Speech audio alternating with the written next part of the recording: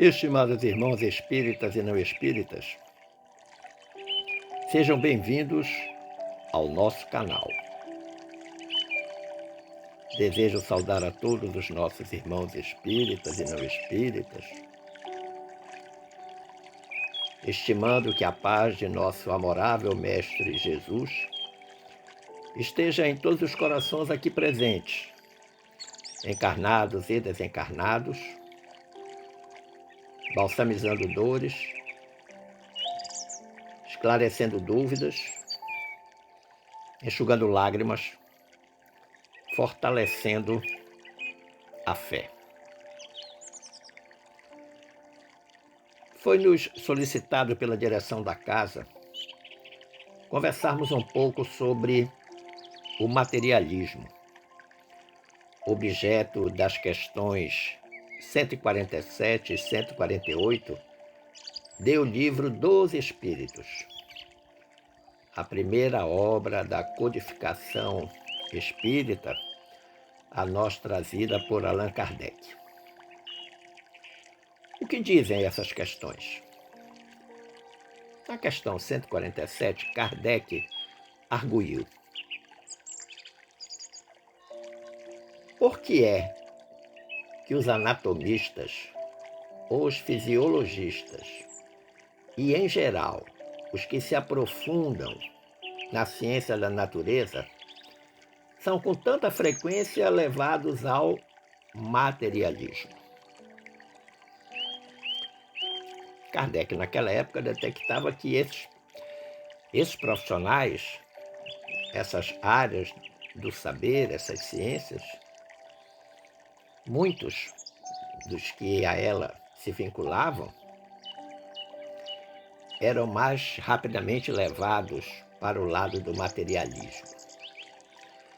Aí os espíritos superiores responderam: o fisiologista refere tudo ao que vê. Orgulho dos homens, que julgam saber tudo e não admitem haja coisa alguma que lhes esteja acima do entendimento. A própria ciência que cultivam os enchem de presunção. Pensam que a natureza nada lhes pode conservar oculto. A gente percebe na resposta dos espíritos que eles apresentam logo uma das chamadas chagas da humanidade, segundo a própria doutrina espírita, que é o orgulho. Os cientistas, esses profissionais, de uma forma geral, só acreditam naquilo que veem e acham que nada mais pode existir a não ser aquilo que eles veem. Na questão 148, Kardec perguntou: não é de lastimar que o materialismo seja uma consequência de estudos que deveriam, contrariamente, mostrar ao homem a superioridade da inteligência que governa o mundo? Deve-se daí concluir que são perigosos? Então, a preocupação do Kardec com esses cientistas é que materialistas, que eles pudessem se tornar um perigo para a própria humanidade. Aí os espíritos responderam de uma forma extremamente inteligente. Eles disseram: não é exato que o materialismo seja uma consequência desses estudos.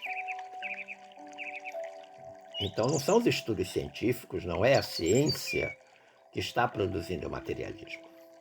O homem, diz os espíritos superiores, é que deles tira uma consequência falsa, pela razão de lhe ser dado abusar de tudo, mesmo das melhores coisas. Acresce que o nada os amedronta mais do que eles quereriam que parecesse. E os espíritos fortes, quase sempre, são antes fanfarrões do que bravos. Na sua maioria, só são materialistas porque não têm com que encher o vazio do abismo que diante deles se abre. Mostrai-lhes uma âncora da salvação e a ela se agarrarão pressurosamente. É fantástica a resposta dos espíritos.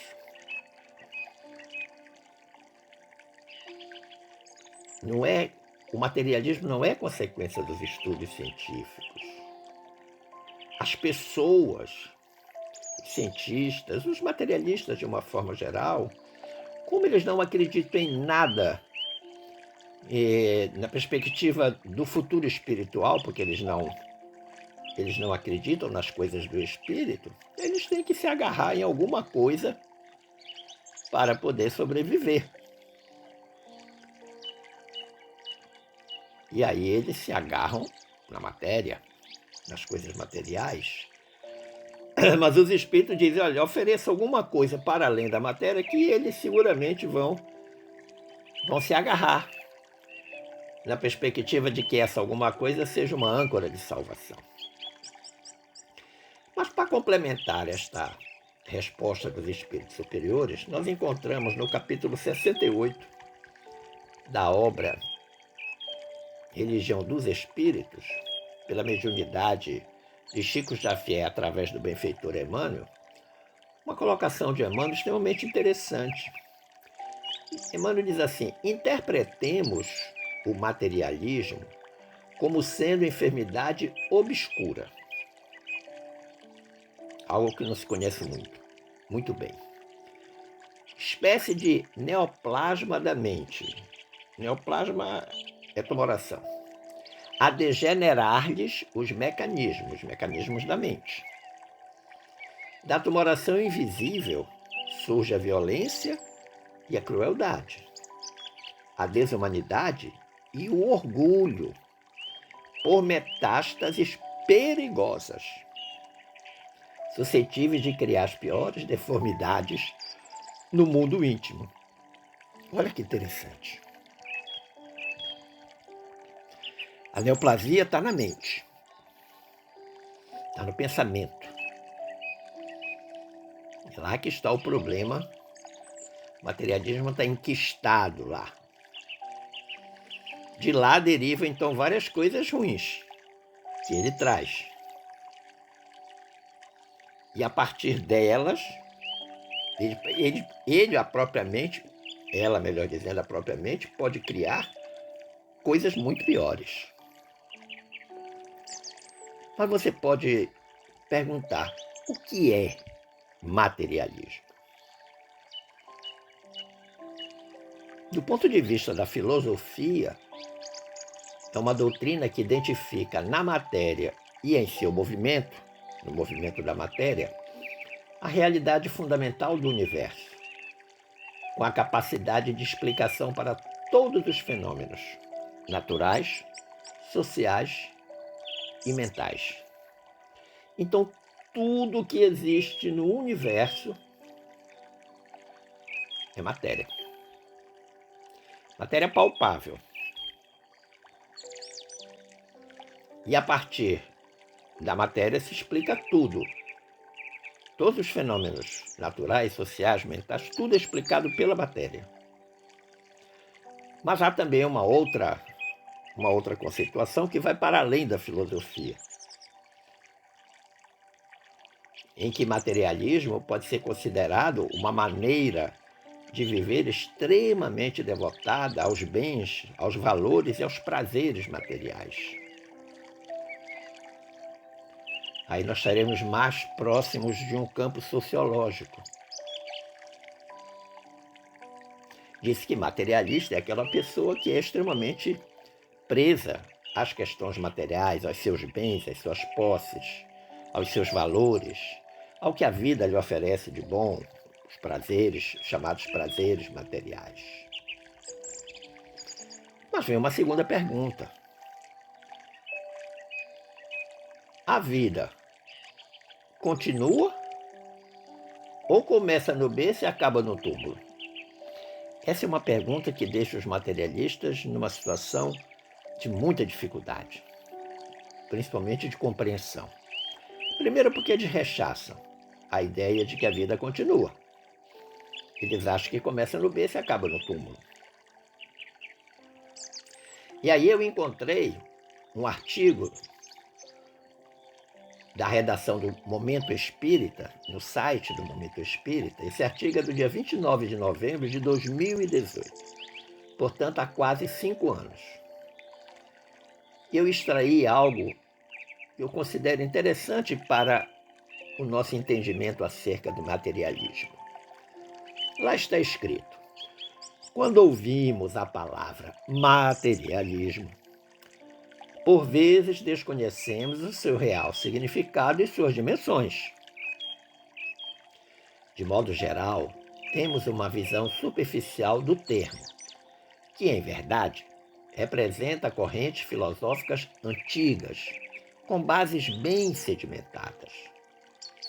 Ele está na via oposta ao idealismo, ao espiritualismo e à metafísica, desde que afirma a prioridade da matéria sobre o espírito. Até mesmo o pensamento seria uma manifestação interior da matéria. Vale ressaltar que o materialismo se estende ao modo de viver, aquilo que eu falei há pouco, a questão sociológica, em que o gozo das coisas materiais se apresenta como uma filosofia de vida, caracterizada pelo grande apego aos bens materiais. Segundo essa filosofia, a vida se inicia no momento do nascimento e acaba com a morte do corpo. Ou seja, começa no berço e acaba no túmulo.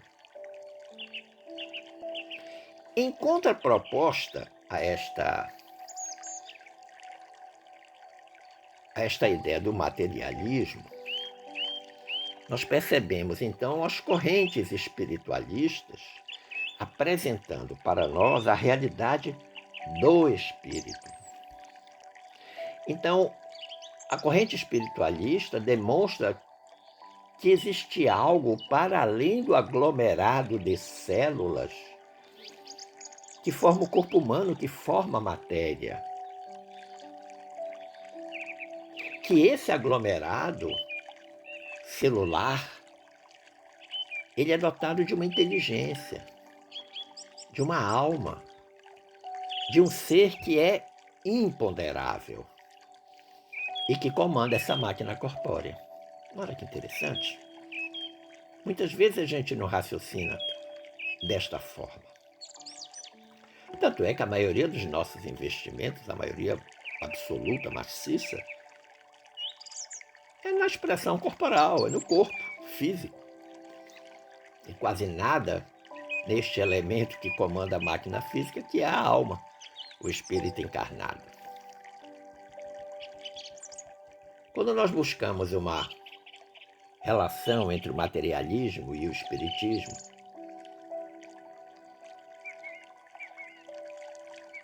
a gente percebe que se tem algo que a doutrina espírita nos ensina e que é um dos postulados do espiritismo, é a certeza da vida futura. Quando então todas as nossas conquistas e os nossos acertos encaminharão os nossos dias vindouros no plano espiritual, o nosso porvir espiritual.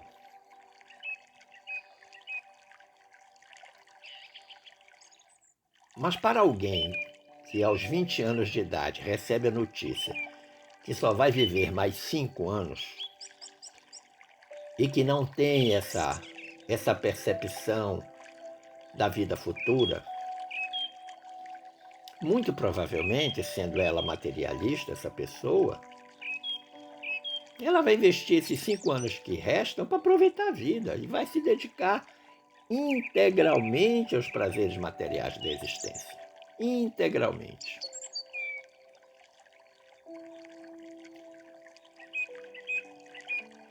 Eu encontrei no site da Juventude Espírita um artigo da confreira Terezinha Olivier, no qual ela narra uma historinha muito interessante. Historinha essa que nos dá a dimensão exata do que é ser materialista. Conta a Terezinha, esclarecendo logo que, segundo a própria Terezinha, a autoria dessa história é desconhecida. Diz ela: Um cidadão fez voto de desapego e pobreza. Saiu Índia afora em busca de todos os sábios, medindo na verdade o desapego de cada um. Levava apenas uma tanga no corpo e outra para a troca, sempre necessária. Então alguém saiu lá da Índia, era um indiano, né? E ele resolveu, então, medir mundo afora a questão do desapego. Estava convencido de não encontrar quem ganhasse de si mesmo em despojamento. Então ele era uma pessoa despojada, assim, saiu só com uma tanga e outra para trocar quando a do corpo estivesse suja e lavando. Estava convencido de não encontrar quem ganhasse em si despojamento, quando soube de um velho guru, bem ao norte, aos pés do Himalaia.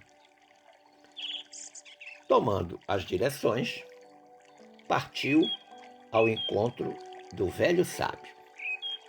Então alguém disse para ele que lá nos pés do Himalaia tinha uma comunidade que tinha uma criatura lá que era infinitamente mais desapegada do que ele. Quando lá chegou, tristeza e decepção. Encontrou terras bem cuidadas, um palácio faustoso, muita riqueza, muita pompa. Indignado, procurou pelo guru. O velho servo lhe disse que ele, o guru, estava em uma ala dos magníficos jardins com os seus discípulos, estudando desapego. Olha que interessante. Então o guru que ele procurava estava lá com seus discípulos. Qual era o assunto que estudavam? Desapego. Como era de costume da casa ter gentileza para com os hóspedes, o servo convidou o andarilha para o banho, para o repouso, para a refeição, antes de se dirigir à presença do sábio. Então cuidou lá do indiano, andarilho indiano, fez com que ele tomasse um banho, trocasse a tanga, descansasse um pouco, fizesse uma refeição para então ir conversar lá com o sábio. Achando tudo muito estranho, o desapegado aceitou a sugestão. Tomou um bom banho, lavou sua tanga usada e colocou-a para secar no quarto. E saiu em busca do guru. Completamente injuriado, queria contestar e desmascarar aquele que julgava um impostor, pois em sua concepção, desapego não combinava com posses. Aí tem uma lição importante, hein? Desapego não combinava com posses. Aproximou-se do grupo que ouvia embevecido as palavras do mestre e ficou ruminando um ardil para atacar o guru. Quando, correndo feito um doido, chega um dos serviçais gritando: Mestre, mestre, o palácio está pegando fogo. O incêndio tomou conta de tudo. O senhor está perdendo uma fortuna. O sábio, impassível, continuou sua prédica. O desapegado viajante das duas tangas dá um salto e sai em desabalada carreira gritando: minha tanga, o fogo está destruindo minha tanga. Eu achei essa historinha sensacional. Porque alguém que sai para procurar alguém que seja mais desapegado que ele, numa situação concreta da vida, mostra o grande apego que tinha a um único bem com o qual ele andava, que era a sua tanga. Tinha duas, uma lavava, outra no corpo, uma lavando, outra no corpo. Mas quando o palácio pega fogo e que a tanga dele está no meio, ele se desespera. Não aceita ficar sem a outra tanga. não era suficiente a única que ele tinha no corpo, ele precisava também da outra. Evidentemente que você pode fazer usar uma série de argumentações para até contrariar a narrativa da história. Mas do ponto de vista da ideia do apego às coisas materiais, a história é muito boa, é muito convincente. Mas ainda na pesquisa, estudando para compor a reflexão, no outro site chamado ultimato.com.br, eu encontrei também um artigo muito interessante, que foi publicado no dia 28 de outubro do ano de 2008. Portanto, está perto de completar 15 anos. Mas o articulista disse algo muito interessante, porque o artigo é Materialismo com Deus, materialismo sem Deus. E você pode ficar logo pensando, ué, e tem materialismo com Deus? Sem Deus a gente já conhece. Porque ele tangencia, né, a doutrina de Marx, o marxismo. Diz o articulista lá no artigo do Ultimato: é preciso ficar bem claro que há dois tipos de materialismo que afetam profundamente a religião. Então, o artigo dele é dedicado à questão da religião. Um é o materialismo teórico, o outro é o materialismo prático. O primeiro é o materialismo sem Deus. O segundo é o materialismo com Deus. E ele vai mostrar a diferença. Os dois desaguam no mesmo oceano. Parece que um não é mais grave que o outro. O materialismo ateu, prossegue o articulista, nega a existência de Deus, a criação, a queda no pecado, a alma ou espírito, a divindade de Jesus Cristo, a salvação e a condenação, o além, a ressurreição dos mortos, a vida eterna, coisas como a oração, a comunhão com Deus, o temor ao Senhor. O materialismo ateu nega tudo isso. Por outro lado, o materialismo religioso aceita tudo que o materialismo ateu nega.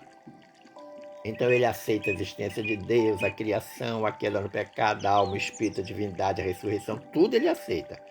O materialismo religioso. Mas produz uma vida voltada unicamente para os gozos e bens materiais. Expressa-se, por exemplo, através do consumismo. Gera uma preocupação exagerada com as necessidades básicas de aspecto exclusivamente material, quanto ao que comer, ao que beber, ao que vestir, tal como está lá no Evangelho de Mateus, né?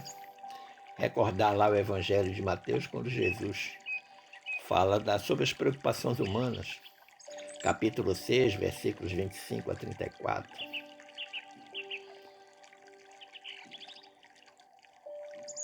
O materialismo religioso determina um correr constante atrás do vento, que enfada e nunca satisfaz a alma, como se lê no capítulo 2, do capítulo 2 de Eclesiastes, versículos 1 a 11. Como também produz uma atividade louca, que torna o homem rico, mas não na outra esfera da vida. Palavras de Jesus, que está no Evangelho de Lucas, capítulo 12, versículos 13 a 21. Esse é o materialismo religioso, o materialismo com Deus. O materialismo sem Deus, ele prolifera nos países comunistas. E o materialismo com Deus acontece mais nos países capitalistas. E para resolver esse problema, para sanar essa situação, é preciso manter a pregação do Evangelho tanto lá quanto cá, tanto no materialismo sem Deus, nos países comunistas, como nos países do materialismo com Deus, os países capitalistas, entre os quais se inclui o nosso Brasil. É fato que a principal marca do materialismo, do ponto de vista religioso, é que tudo termina para o homem após a sua morte.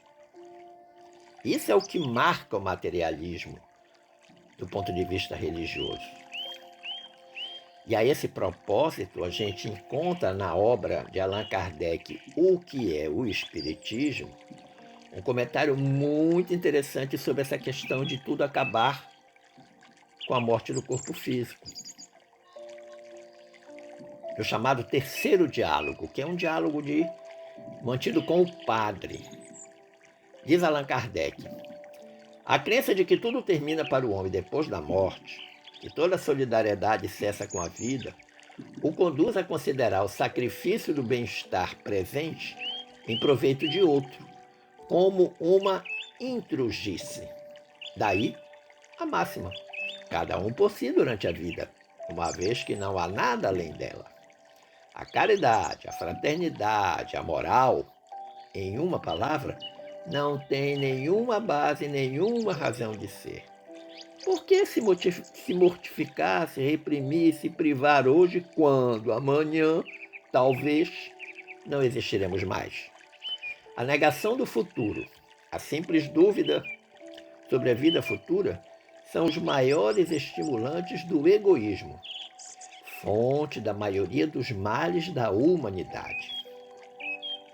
É preciso uma virtude bem grande para se deter sobre a inclinação do vício e do crime, sem outro freio além da força da vontade.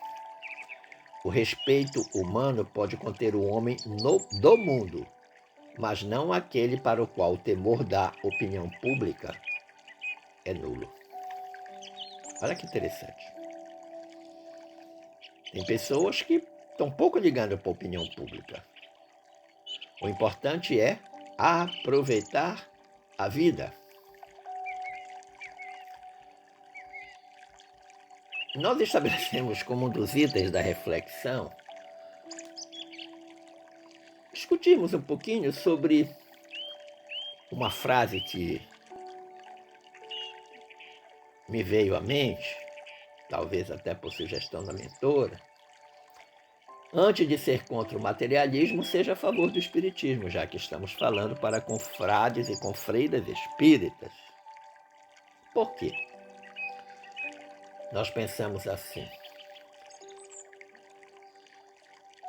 porque você não deve se surpreender em encontrar um materialista elevado espiritualmente, nem tampouco um espírita profundamente atolado no consumismo. Isso existe. Nós não podemos demonizar a palavra materialismo. Não podemos. Não podemos generalizar. Existem pessoas que se dizem materialistas, que se dizem ateias, mas que possuem valores inatos e que mostram com seus exemplos de comportamento na vida um aspecto superior ao comportamento de muitos que se dizem espiritualistas. Estes materialistas de elevados exemplos, eles são materialistas porque eles não se satisfazem com o que as religiões oferecem. E como não tem resposta para muitas indagações íntimas que eles têm, eles escolhem o caminho da negação.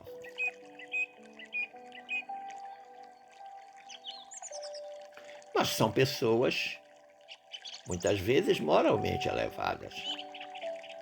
Não obstante, se considerarem materialistas e até ateias. Eu posso dar um testemunho, eu tenho um amigo ateu que é médico, E eu conheço muito poucas pessoas que fazem a caridade como ele, e é ateu. Mas não é aquele que diz, sou ateu, graças a Deus. Não é daquele tipo, é ateu mesmo. Eu queria pedir permissão a você para levantar uma dúvida quanto à forma da resposta da questão 799 do Livro dos Espíritos,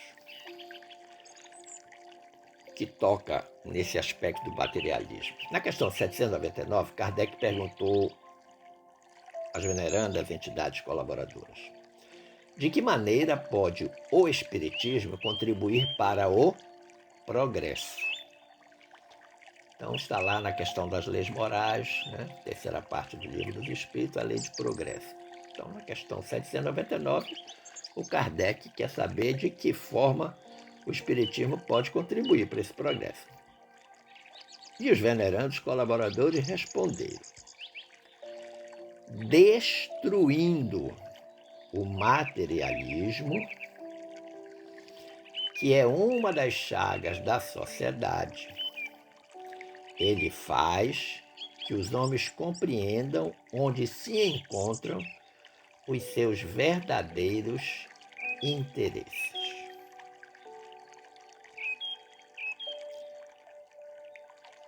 Quando eu tive o insight de ser, antes de ser contra o materialismo e ser a favor do espiritismo, eu ainda não tinha chegado nessa questão 799. Mas como que por milagre, entre aspas, na busca, na pesquisa, eu cheguei a ela. E quando eu vi esta resposta, eu confesso que eu fiquei um pouco assustado pela forma da redação. Destruindo, né, o materialismo. Eu não sei se a resposta foi efetivamente nesse teor, os espíritos disseram mesmo destruir, ou se há algum erro ou exagero de tradução. Porque o verbo destruir não combina muito com a doutrina espírita, com a doutrina consoladora, não combina muito com as coisas de Jesus. Daí porque antes de combater o materialismo, vamos ser a favor do espiritismo. Vamos comprovar, não pelo discurso teórico, mas pela efetividade prática, o quanto que os conceitos, os postulados e os princípios da doutrina dos espíritos podem nos afastar do materialismo, nos encaminhando para o espiritualismo. O que difere o materialista do espiritualista é o apego à matéria, que cada um devota. O materialismo leva o homem ao apego de tudo aquilo que ele possui. Tudo. Apego à casa, aos bens materiais, apego à família, aos filhos, à esposa, aos netos, apego aos amigos, apego ao trabalho. Porque isso, de alguma forma, lhe dá segurança material, mas também segurança psicológica, e principalmente psicológica. Então, se ele se sente seguro com aquilo, ele não pode perder de jeito qualidade nenhuma. Eu creio que foi por esta razão que, em seguida, a pergunta 799, a pergunta 800, Kardec arguiu: não será de temer que o espiritismo não consiga triunfar da negligência dos homens e do seu apego às coisas materiais? Se antes ele queria saber como é que o espiritismo contribuía para o progresso, e os espíritos começaram dizendo que a resposta era destruir o materialismo, eu também não sei se depois da resposta da questão 799, se o Kardec resolveu, assustou-se também como eu com a resposta, se de fato foi dito destruindo, e resolveu levar o entendimento do assunto mais para a questão da negligência humana no apego às coisas materiais. Que se a dificuldade do espiritismo seria exatamente essa, os homens estão tão apegados às coisas da matéria, às coisas materiais, que eles muito provavelmente não vão prestar atenção ou não vão querer prestar atenção nas coisas do espírito. Não será de temer que o espiritismo não consiga triunfar da negligência dos homens e do seu apego às coisas materiais? Kardec levantou uma premissa poderosa. Mas os espíritos, diferentemente da resposta da questão 799, agora na questão 800, eles foram mais, na minha modesta e ousada opinião, eles foram mais brandos. Eles disseram: conhece bem poucos homens quem imagine que uma causa qualquer os possa transformar como que por encanto. Essa primeira parte da questão já nos remete para a ideia de que a transformação é processual, paulatina, melhor dizendo. Ela é lenta. Os valores precisam ser gradativamente internalizados, maturados, para depois serem experimentados, avaliados e consolidados. Não pode ser no estalar de dedo que você vai sair de uma filosofia de existência materialista para uma filosofia de existência espiritualista de segunda para terça. Isso não vai acontecer nunca. É processual. E os espíritos disseram mais: as ideias só pouco a pouco se modificam, conforme os indivíduos. E preciso é que algumas gerações passem para que se apaguem totalmente os vestígios dos velhos hábitos. Olha que interessante. Aquilo que eu falei de ser processual, de levar tempo, de demorar. Nós experimentamos com a Revolução Industrial um progresso absolutamente extraordinário, mas que nos levou para uma dependência materialista muito forte. Muito forte.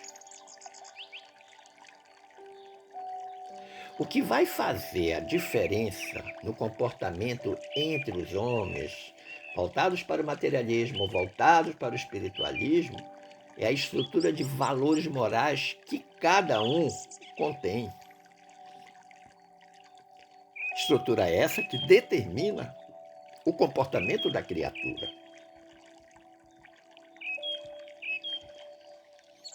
Mas a gente precisa perguntar-se: qual é o nível de evolução espiritual dessa alma reencarnada nesta criatura materialista?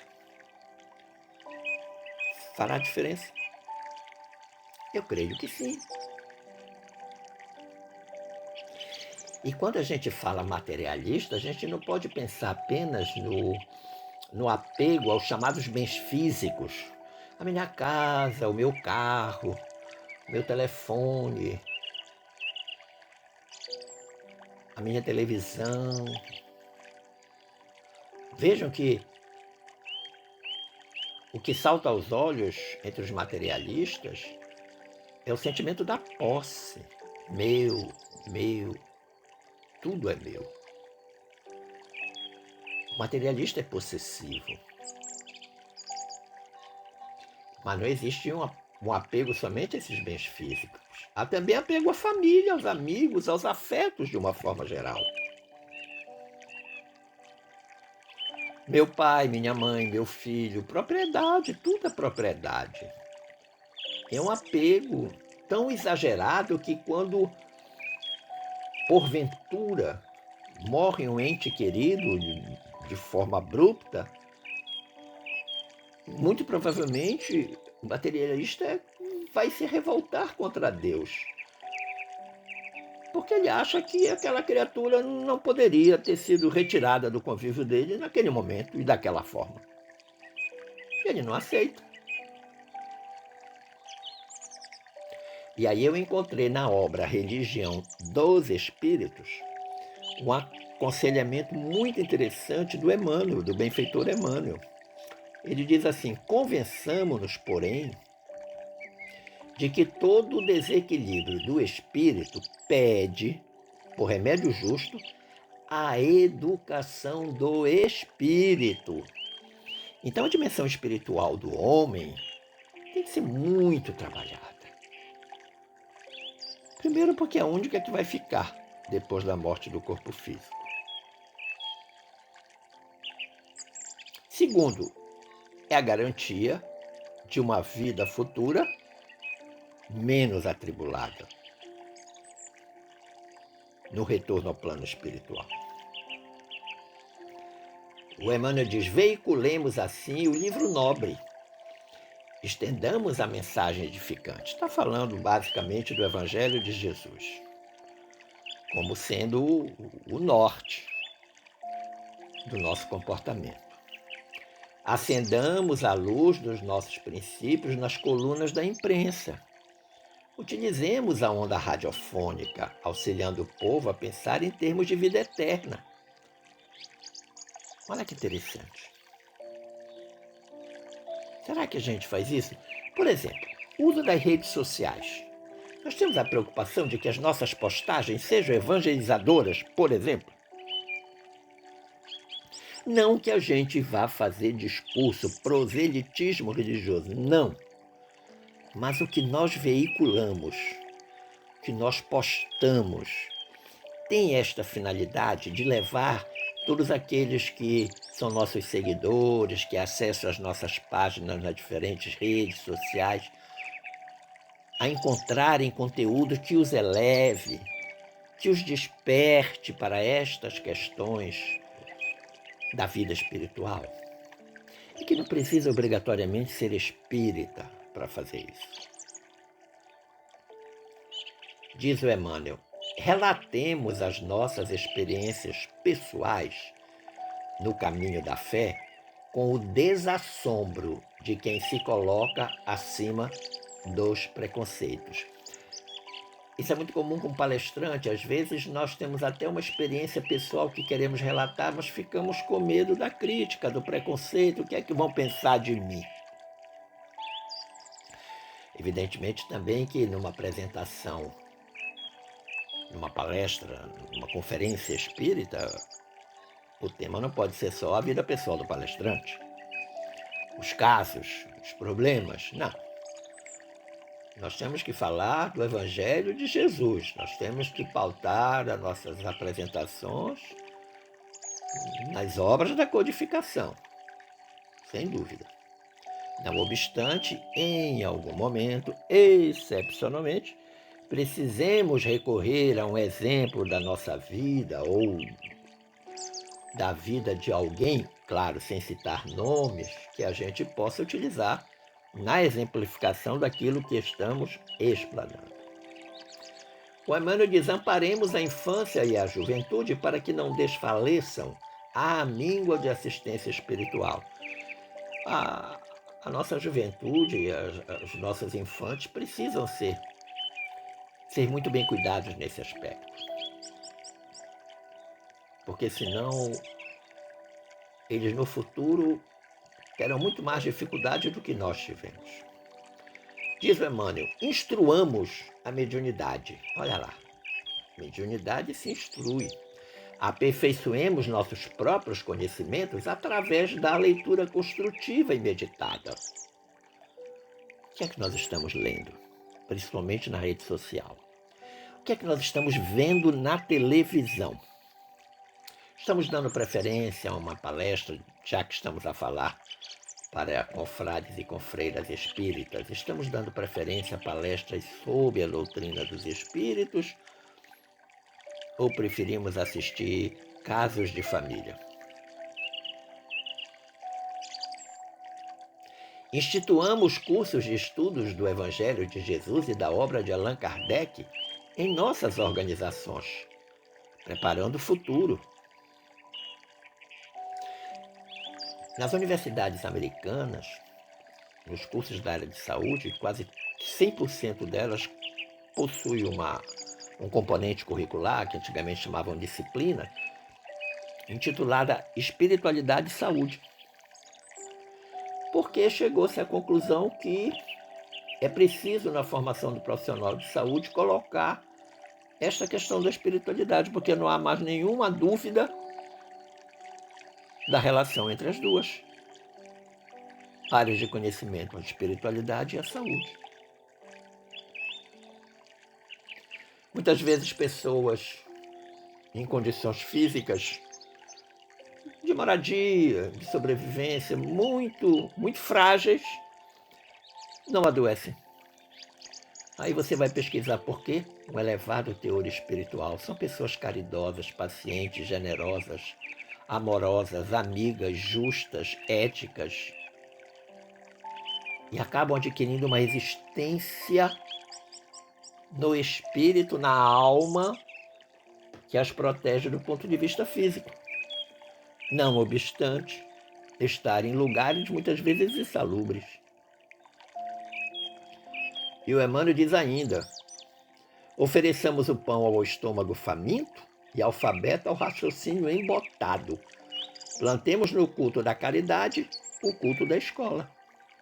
Ou seja, ensinar estas criaturas é uma caridade tão importante quanto aquela que oferece o pão para matar a fome.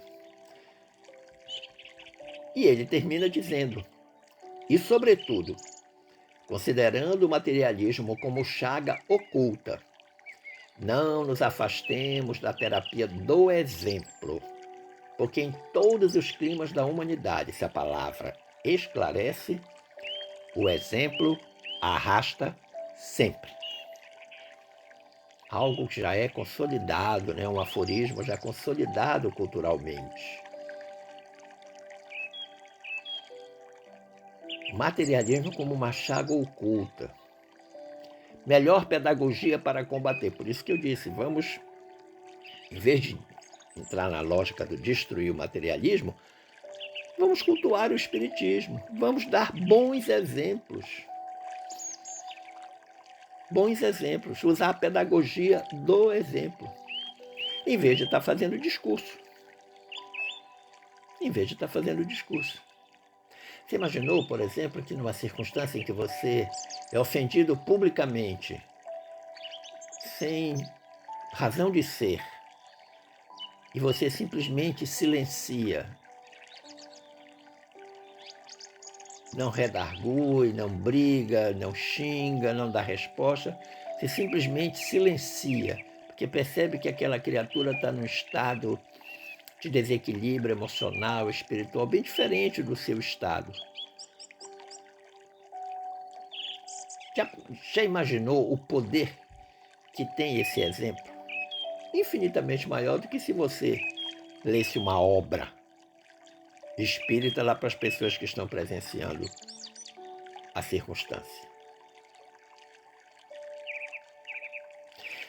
Todo aquele que é verdadeiramente espiritualista, ele sabe da efemeridade da vida física. Vida física é uma vida efêmera. Nós temos hora para acabar. Nós chegamos, nascemos, crescemos e morremos, desencarnamos. Nós sabemos da transitoriedade das situações que vivenciamos. Nós sabemos da presunção de posse das coisas materiais, que hoje pode estar nas nossas mãos, mas amanhã pode estar na mão de outro. Por quê? Porque a riqueza é circulante. Mas a riqueza física, a riqueza material. Por quê? Porque a verdadeira riqueza é aquela que nós levamos conosco quando deixamos esta vida. O nosso Evangelho trata exatamente sobre essa questão da riqueza. Nós podemos possuir muitos bens materiais, mas não podemos nos deixar possuir por eles. Nós recebemos esta riqueza, Deus nos dá, exatamente para saber como nós vamos utilizá-la.